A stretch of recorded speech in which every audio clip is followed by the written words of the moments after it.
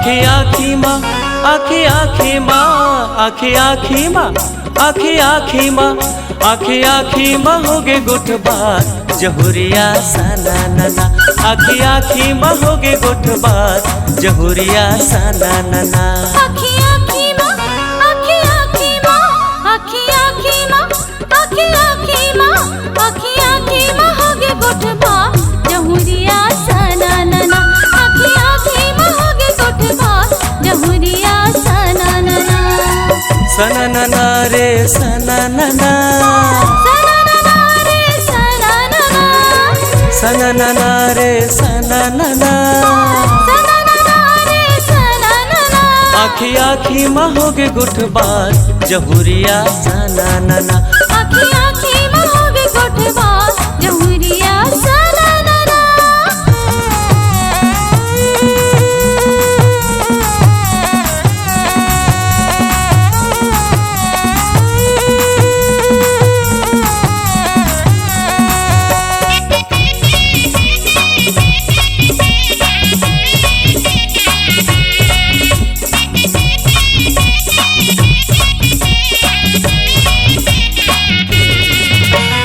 पीपर के पेड़ ले गिरे लपिकरी तोला रखे हव संगी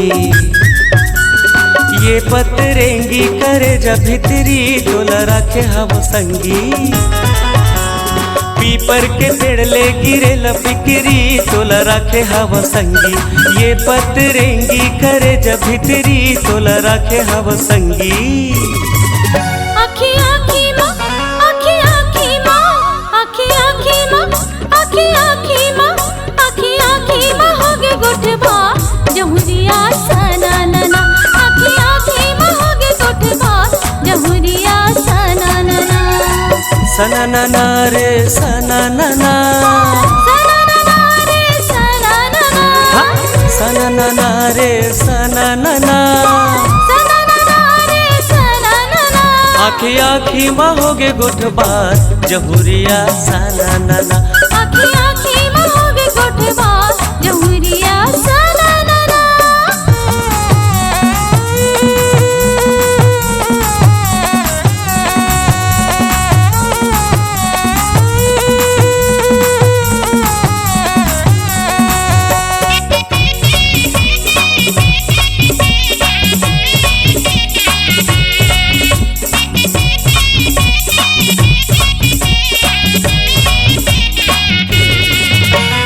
अघन पुष्पालो आवत हवे धान दादा मैया छन करबे